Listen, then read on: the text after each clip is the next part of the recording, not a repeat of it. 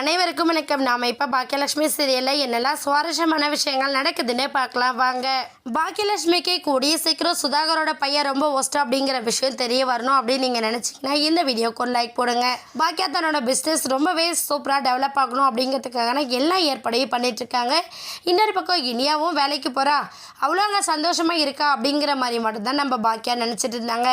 இப்போ புது பிரச்சனையை நம்ம இனியா ஃபேஸ் பண்ணிகிட்ருக்காங்க அப்படிங்கிற விஷயம் நம்ம பாக்கியாவுக்கு இப்போ தான் தெரிய வந்தது என்ன பண்ணுறான்னு பார்த்தீங்கன்னா, நம்ம இனியாவை மீட் பண்ணி பேசுகிறேன்னு சொல்லிட்டு இனியாவை வர சொல்லியிருக்காங்க.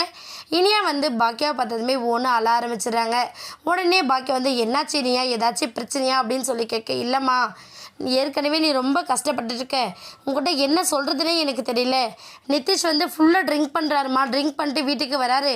அப்படி வர அந்த நேரத்தில் அவங்க அப்பாவும் அம்மாவும் நிதிஷ் என்னோடய ரூமில் படுக்கக்கூடாதுன்னு சொல்கிறாங்க, ஏதாச்சும் பிரச்சனை ஆகிடுன்னு சொல்லிட்டு நேற்றுக்கு கூட அவ்வளோ ஃபுல்லாக ட்ரிங்க் பண்ணிட்டு வந்திருந்தாரு.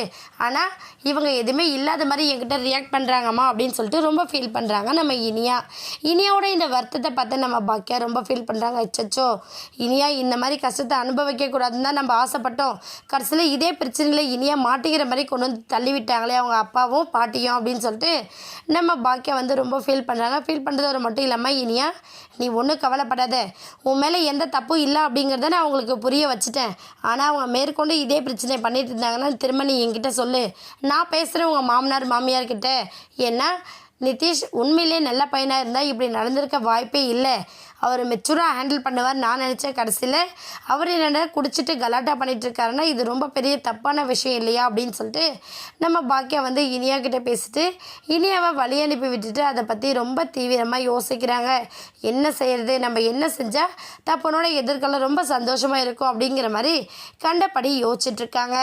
ஆனால் இதுக்கு இடையில் சுதாகர் இதுதான் ஒரு சரியான காரணம், இனியா மட்டும் போயிட்டா அப்படின்னா நிதிஷோட வாழ்க்கையை கேள்விக்குறியாகிடும் அப்படின்னு சொல்லிட்டு இனியாவை பத்திரமா நான் இந்த வீட்டுக்குள்ளேயே தங்கறதுக்கான எல்லா ஏற்பாடையும் பண்ணிகிட்ருக்காங்க. வெயிட் பண்ணி பார்க்கலாம். இந்த வீடியோ உங்களுக்கு பிடிச்சிருந்தா மறக்காமல் நம்ம சேனலை சப்ஸ்கிரைப் பண்ணுங்கள். தேங்க்யூ.